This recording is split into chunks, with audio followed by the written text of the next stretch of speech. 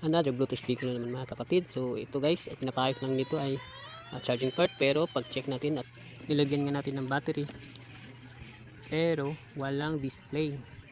May problema pa ito guys, hindi lang charging port na problema nito, walang display guys. Pero kung napapansin nyo, yung USB ay may ilaw, so ibig sabihin may supply ang USB. So ngayon ay try natin itong check, no, kung saan nawala ang supply. At ito na siya guys, binaklas muna natin, no, para ma-check natin kung anong problema nito, no. So nag-check na tayo ng supply guys, present yung 5 volts, 3.3. Pero pagdating sa IC guys ay walang supply na pumasok sa IC, sa resistor guys. So hanggang yan itong resistor guys, walang supply na pumapasok. Ang gagawin lang natin dito guys ay try natin itong i-jumper. Power on muna natin, tsaka natin i-connect ang resistor.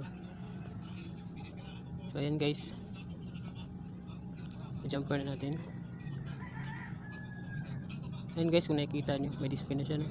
So yun lang yung naging problema guys, ang resistor guys, baka open na or kaya change value na, kaya walang pumapasok na supply papuntang IC.